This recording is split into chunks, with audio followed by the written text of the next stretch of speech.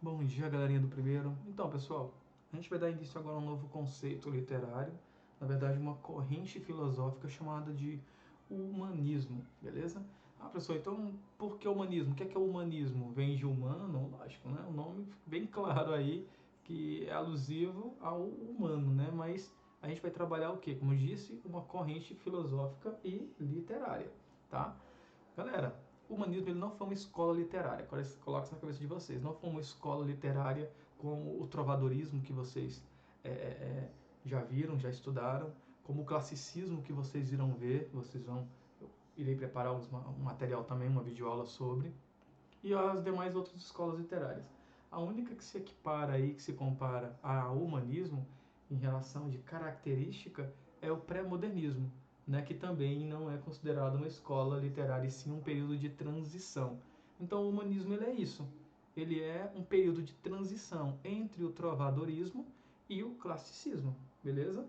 Então aí a gente vai sair aí de uma idade conhecida como Idade Média para a moderna, né? Então o humanismo ele ficou justamente nessa transição entre um e outro. Agora, o porquê de humanismo? A gente tem que lembrar aí que lá no trovadorismo, a questão do o centro do poder, né, irradiador aí, quem comandava, lembrem que era a Igreja Católica. Por mais que tinham ali os feudos, por mais que tinha o rei, né, e a gente fala, o rei era que comandava tudo. Não, mas a representação da Igreja Católica, né, atrelada ali ao Deus, né, ao Deus Todo-Poderoso, é, é, ela vinha a sobrepor a posição do rei, porque até mesmo o rei consultava ali bispos e papas para que ele viesse a ter uma decisão, a ter um direcionamento, um comando, beleza? Então, nesse período, o ser humano ele não era um ser pensante. Lá no trovadorismo, vocês viram, ele não era um ser pensante, né? Então, ali era pregado pela Igreja Católica o teocentrismo. O que é o teocentrismo? Deus no centro do universo, né? Então, tudo que todos faziam era segundo a Igreja Católica mandava. Beleza? Então eu não quero fazer isso. Não, você vai fazer porque assim é como Deus quer. Beleza? Então, o ser humano ele não tinha vontade própria, ele não tinha gosto, ele não tinha nada. Ele estava aqui na Terra para cumprir o seu propósito, e se ele cumprisse, segundo ali os mandamentos da igreja, ele conseguiria ali a salvação. Beleza? Então, esse aí era o trovadorismo. Um pouquinho do trovadorismo para poder a gente pegar o gancho aqui do humanismo. Então, já no humanismo, o que aconteceu? O ser humano começou a se tornar um ser pensante. Houve aí uma quebra, houve aí uma ruptura em relação a essa crença. Então, no humanismo, houve aí o surgimento não mais agora do teocentrismo e agora sim do antropocentrismo. O que é isso? Agora o homem está no centro do universo, né? Então, o teo é Deus e o antropo é o homem, certo? Então, o homem agora está no centro do universo. O homem agora fazia aquilo que ele tinha vontade. O homem agora ele tinha questões relacionadas à beleza, a gostos, né? Então não mais era mandado e sim era dono do seu próprio destino, beleza? Então dentro desse antropocentrismo veio uma característica que foi chamada de renascimento, porque renasceu, a sociedade renasceu aí dessa Idade Média a caminho, tá, dessa nova era que vem surgindo aí, que é a Idade Moderna. E essa modernidade, ela veio aí baseada, por exemplo, na cultura greco-latina, tá? Que já tinha vertentes relacionadas a essa questão do homem como ser pensante, né?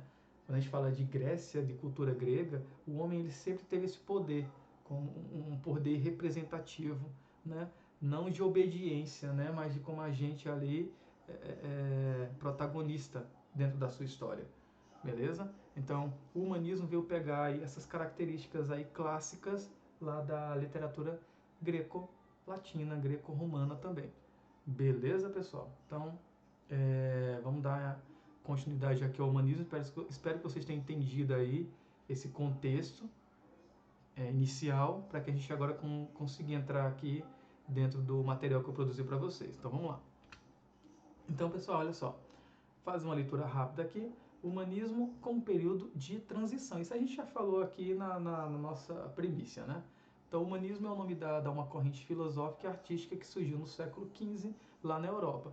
Então a gente vai lembrar aí que lá do início do século XI, né, em meados do século XI até o século ali 14, né, tivemos o trovadorismo, beleza? A ascensão aconteceu ali no século XII, XIII e começou a perder força no século XIV. Chegou no século XV, quem surgiu aí? O humanismo, essa corrente filosófica, né, de transição. Deixa eu pegar meu lápisinho aqui, né, que fica melhor. A gente fazer aqui algumas marcações, beleza? Então, não é uma escola literária, e sim uma corrente filosófica e artística, beleza? Então, veio aí logo após o trovadorismo no século XV. Vale lembrar, quando eu chegar nos autores aqui, vocês vão ver que alguns autores eles vão repetir, tá? São exatamente os mesmos autores lá do trovadorismo.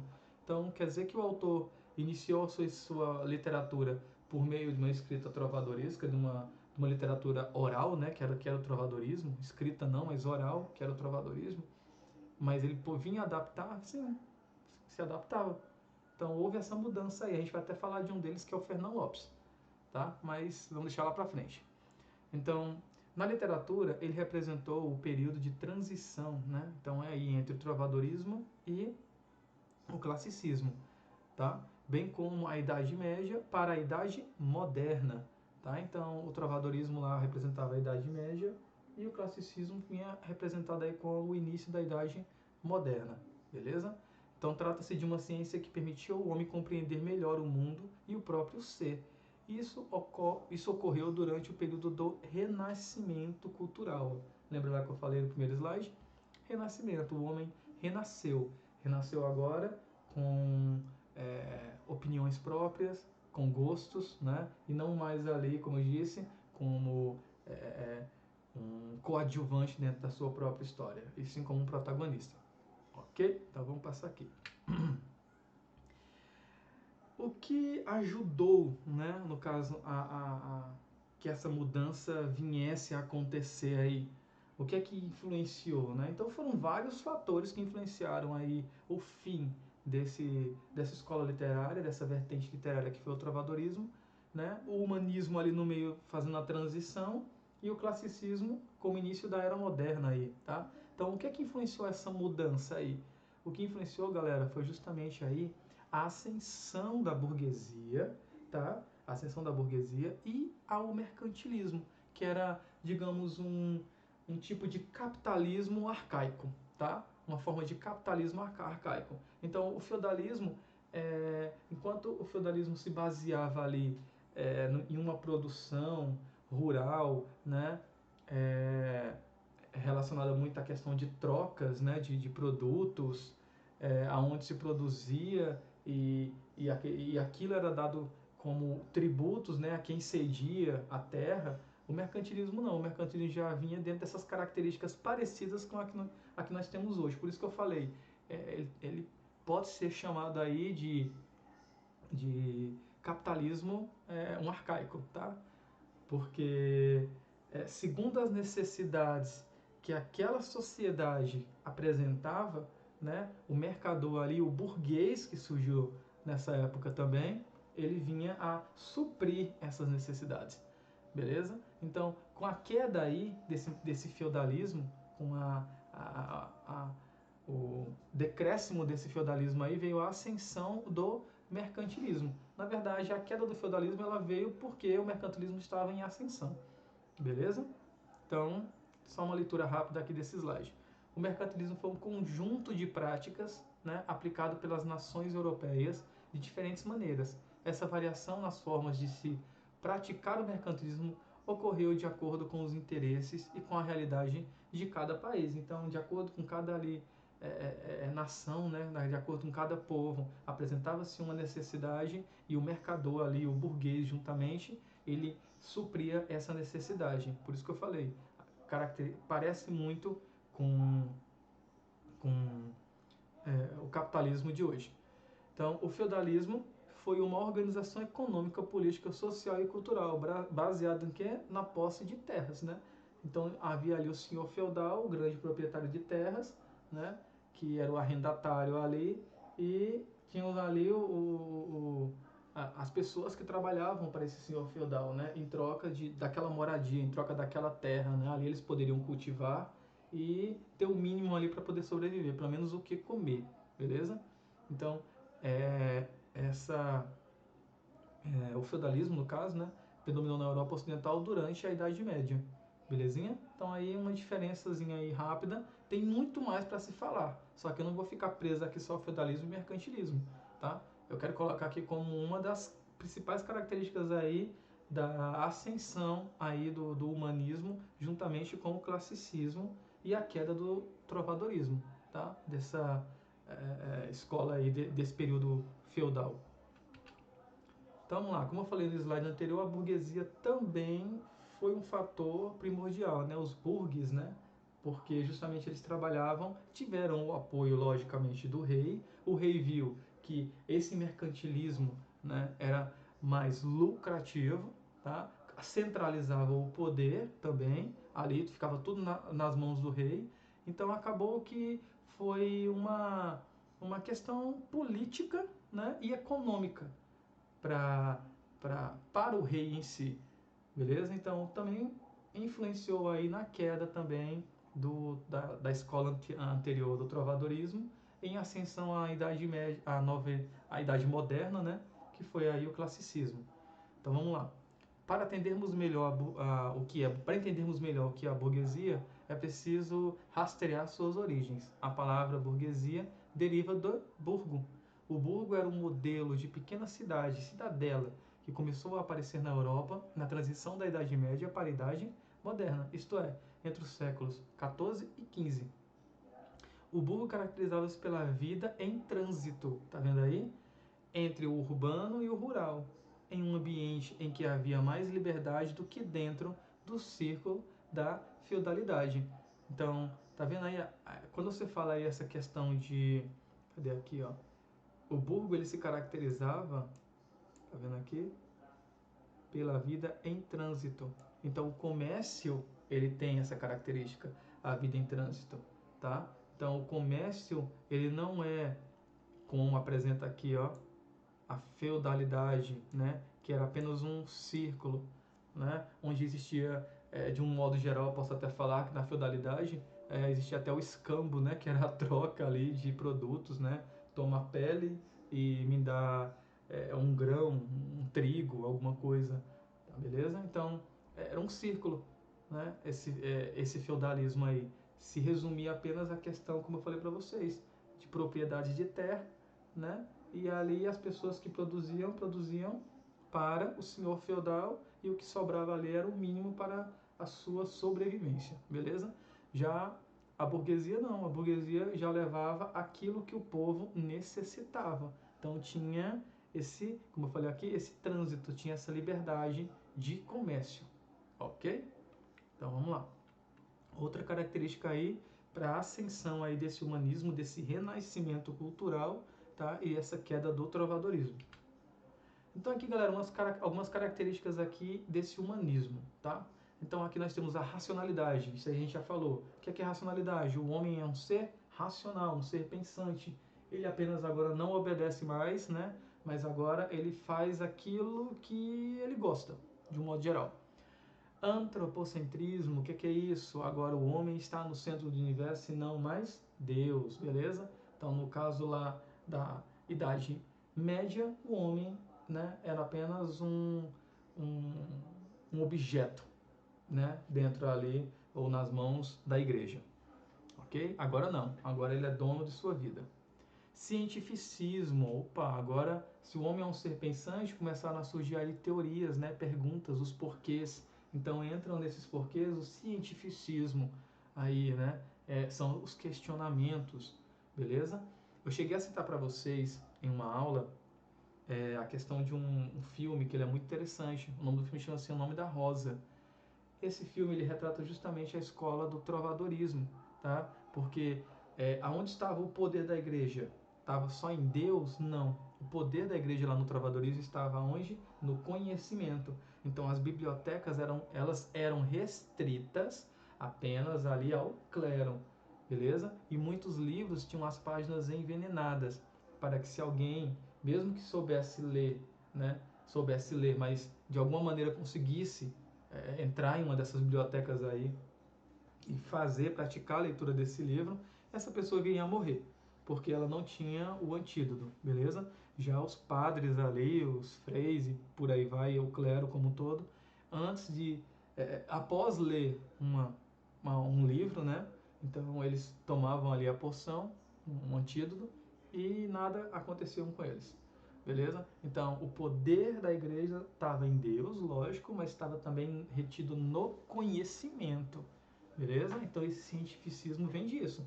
Então, o homem agora passou a conhecer, a perguntar, a questionar, tá? E a ter acesso a algum tipo de escrita, de leitura, coisa que ele não tinha antes. Ok? Modelo clássico, como eu falei para vocês, aí vem do greco, né? Vem da Grécia. Então eles se basearam nesse modelo clássico, justamente tinham essas vertentes, aí humanistas também, o homem como ser pensante, então eles utilizavam isso, usaram isso como modelo para criar essa era clássica agora que vai surgir, essa era moderna que vai surgir, né? A valorização do corpo humano e das emoções, então agora eu amo, eu sinto, eu gosto, eu não gosto. Então, como eu disse para vocês, eu sou dono da minha vida, né? E busca da beleza e da perfeição. Então, beleza lá no teocentrismo não existia. Como eu disse, você era apenas um servo. Você estava ali para cumprir o seu papel, né? E mediante a isso, se você cumprisse e fosse bem feito aos olhos de Deus, e morresse logo em seguida, segundo a igreja, você conseguiria a salvação. Agora não, agora tem uma questão mais de afeição, amor próprio. Então, nesse amor próprio aí, temos a busca da beleza. Beleza? Entre umas questões mais carnais, digamos assim. Então, características aí do humanismo, tá? Dessa corrente filosófica. Continuando aí.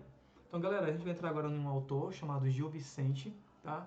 Esse era um autor muito peculiar pela sua forma de escrita, mas principalmente pelas suas obras não literárias, né, mas sim teatrais, beleza?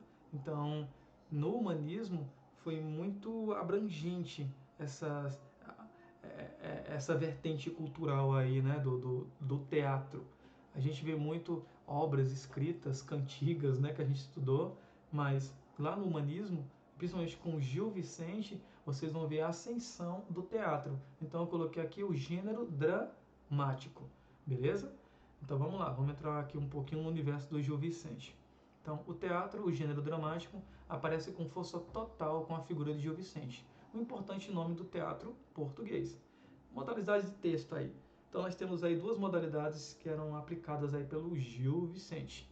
Uma delas chamava-se de auto e a outra delas chamava-se de farsa. Então, o que é esse auto? Né? Então, aqui um exemplo. É uma peça teatral que possui um fundo moralizante, né? Uma moral, tá beleza? Então esse auto aí, a gente vai chegar a fazer uma análise de algumas dessas obras aí do Gil Vicente, beleza? A farsa já é baseada o quê? Na crítica, uma crítica bem mais pesada, tá? Uma crítica aí de costume, carregada de ironia e de deboche, beleza? Se fosse até o sarcasmo, poderia ser até um pouco mais relevante, mas não, é uma crítica mais pesada. E o alto não, o alto já tem uma peça com fundo moralizante, beleza? Então aqui são modalidades de texto que eram aplicados dentro desse gênero dramático aí do teatro de Gil Vicente, ok? Só aí coloquei o ano para vocês, 1465, veio a falecer em 1536. Continuando aqui. Essa é uma das obras aí mais importantes do Gil Vicente, O Alto da Barca do Inferno. Galera, eu fiz um resumo aqui para vocês sobre O Alto da Barca do Inferno. É uma peça teatral, lógico, né? É feita ali em atos, é uma obra feita em atos, beleza? Quando a gente vê ali o alto, a gente lembra muito de quê? O Alto da Compadecida, né? Também é uma obra lá do Ariano Suassuna, tá? Não tem nada a ver aqui com as escolas literárias, mas estou fazendo um comparativo. Do Ariano Suassuna também é escrita ali em atos, né? Então é uma obra feita justamente para ser encenada. Tá? O livro já foi feito com a característica de ser encenado, beleza? Então, O Alto da Barca do Inferno aí, de Gil Vicente, é uma de suas obras que acabou, lógico, virando literatura, ok? Então vamos fazer uma análise aqui rapidinho. Então, galera, continuando aqui, nós temos aí o Alto da Barca do Inferno. Então, vamos aí ler esse resumo e vocês vão ver como que é interessante. Agora, tentem imaginar no contexto teatral, né? Como que seria essa obra. Vamos lá.